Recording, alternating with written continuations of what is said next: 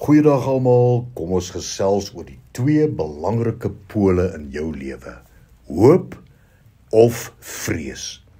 Jy weet die eeueoue stryd tussen duisternis en lig woed al sedert die tuin van Eden.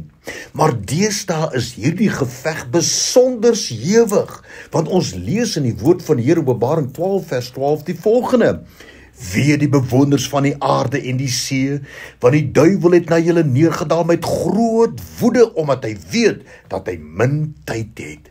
Nou hierdie vers waarsku ons dat soos die einde naderkom, sal duisternis meer en meer toesak om ons. 2 Timoteus 3 vers 1 tot 5. Maar weet dit, dat daar in die laaste dae swaar tye sal kom. Want die mense sal liefhebbers van hulle self wees, geldgieriges, grootpraters, trotsaars, lasteraars, ongehoorsaam aan hulle ouers, ondankbaar, onheilig, sonder natuurlike liefde, onversoenlik, kwaadsprekers, bandeloos, wreed, sonder liefde vir die goeie, verraaiers, roekeloos, verwaand en meer liefhebbers van genot as liefhebbers van God. Mense wat 'n gedaante van die godsaligheid het, maar die krag daarvan verloor het. Jy weet, ons almal ervaar hoe boosheid geweldig om ons toeneem. Maar baie van ons kan nie insien dat dit bloot 'n profetiese vervulling is nie.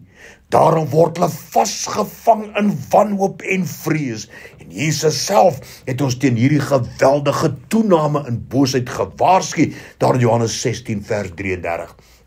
Dit het ek vir julle gesê, dat julle in my vrede kan hê. In die wêreld sal julle verdrukking hê, maar hou goeie moed. Ek het die wêreld oorwin. Jy weet, ons mag nie toelaat dat ons emosioneel in 'n put van vrees gedompel word nie. Ons mag nie toelaat dat enige duisternis ons laat wankel en val nie. Ons moet vas staan in die hoop, want ons weet, Jesus Christus het dit alreeds oorwin. Daarom kom en hy sê, hou goeie moed, ek het die wêreld oorwin. Ons moet vas staan, ons moet uithou en ons moet aanhou. Ons moet die goeie stryd stry. 1 Timoteus 6 vers 12. Stry die goeie stryd van die geloof. Gryp na die ewige lewe waartoe jy geroep is. Ek glo die Here probeer eintlik vir ons sê in hierdie vers, my kind, staan vas en stry hard. Moenie toelaat dat vrees jou oorweldig nie.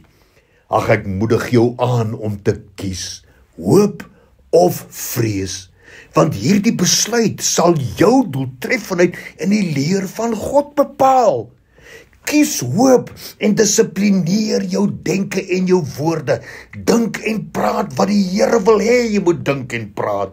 Staan vas in hierdie stryd teen die bose, want dit is waartoe die Here God jou geroep het, en hy sal jou die nodige krag gee om te oorwin. Elke dag. Openbaring 3 vers 5 kom die Here en hy sê, hy wat oorwin sal met wit klere aangetrek word, en ek sal sy naam nooit uitwis uit die boek van die lewe nie. Wat die Here eintlik vandag vir ons sê is, my kind, kies vandag hoop of vrees.